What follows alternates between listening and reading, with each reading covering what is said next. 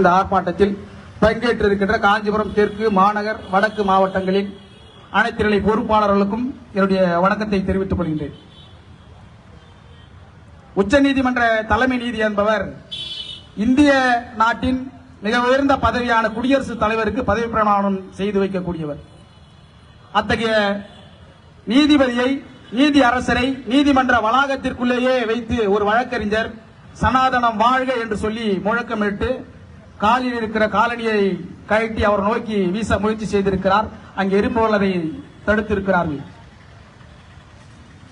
நீதிபதி கவாய் அவர்கள் பௌத்த மதத்தை தழுவியவர். பேராசான் புத்தரையும் புரட்சியாளர் அம்பேத்கர் வழியிலும் தன்னை வளர்த்தெடுத்துக் கொண்டு மக்கள் பணி செய்து கொண்டிருப்பவர், நீதி பரிபாலனம் செய்து கொண்டிருப்பவர்.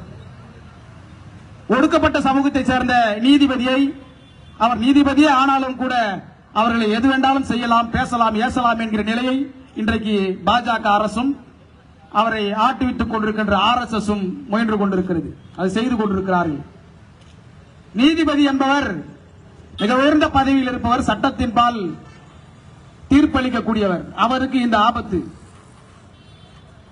ஒன்றிய அரசு, இந்த பாஜக அரசு, பாஜகவினர் யாரும் நீதிபதியின் மீதான இந்த அவமதிப்பை கண்டித்து பெரிதாக பேசவில்லை.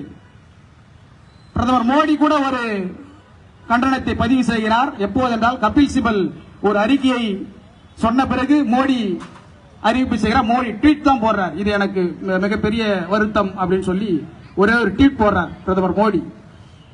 ஆனால் தமிழ்நாட்டில் நடக்கின்ற அனைத்திற்கும் பாஜக அரசு, பாஜகவினுடைய அடிவரடிகள், இந்த அண்ணாமலை போன்ற கும்பல் திராவிட முன்னேற்ற கழக அரசிற்கு எதிராக, தமிழ்நாட்டில் வலுவாக இருக்கின்ற இந்தியா கூட்டணி கட்சிகளுக்கு எதிராக, இது எப்படியாவது இந்த கூட்டணியை சிதைத்து விட வேண்டும் என்கிற காரணத்தினால் என்னென்னவோ சொல்லி தொடர்ச்சியா பேசினிருக்கிறான்.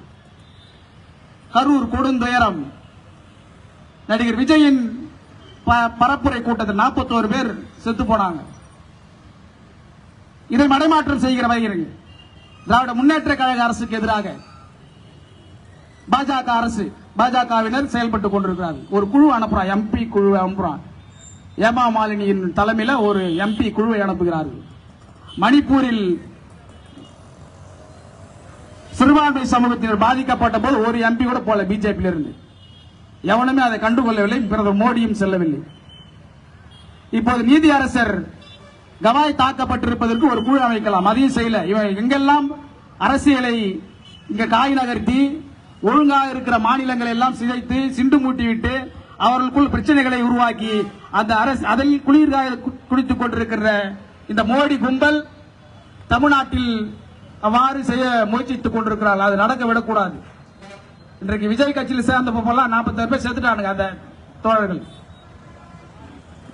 அந்த 41 குடும்பங்களுக்கும் விடுதலை சிறுத்தைகள் கட்சியின் சார்பில் தலைவர் அவர்கள் 50,000 நிதி அளிக்க இருக்கிறார்.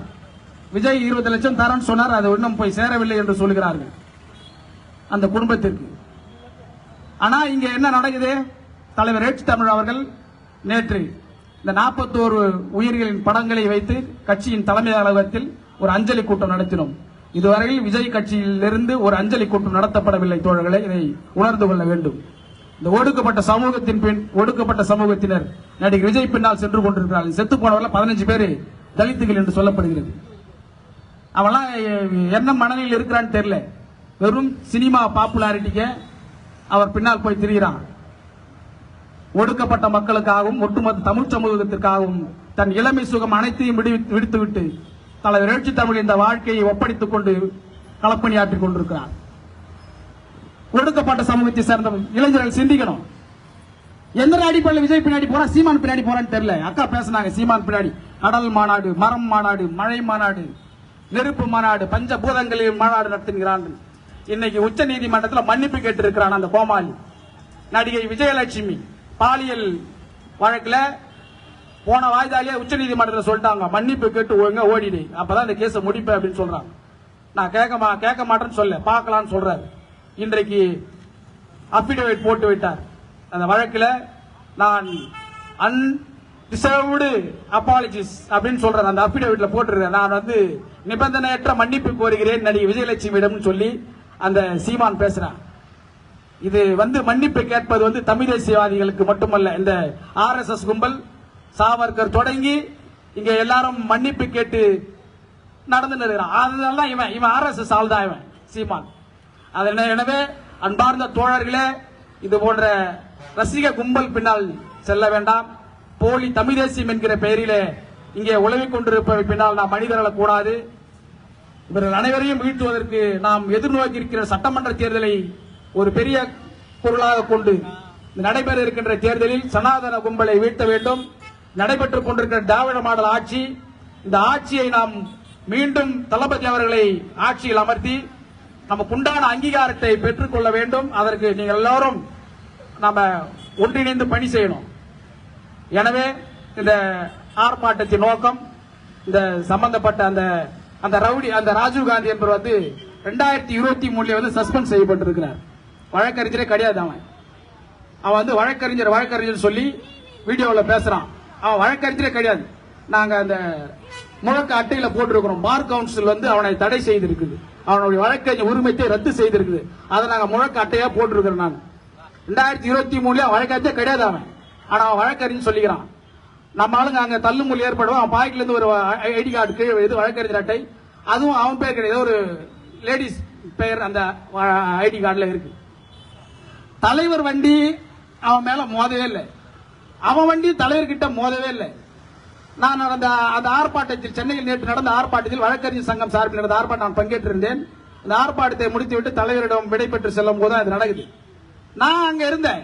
எதுவுமே நடக்கல. அவனா போனா, அவனா நித்தனா தலைவரை பண்றான். அதுக்கு விமல்குமார்னு ஒரு அந்த வழக்கறிஞர் சொல்லப்பட்டிருந்த ராஜீவ்காந்தியுடைய தம்பி ஒருத்தன் பேட்டி கொடுக்குறான் பாலிமர்ல. காலில் பாலிமர்கார வேணும்னே கேட்கறான், திருமாவளவன் உங்களை அடிக்க சொன்னாரா?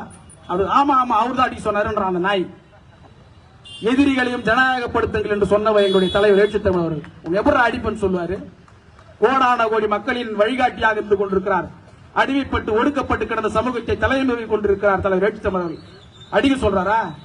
அப்படி சொல்றான். ஆனால் தலைவர் அது மாதிரிலாம் சொல்ல, நாங்க அங்க இருந்து பார்த்துன்னு இருக்கிறோம்.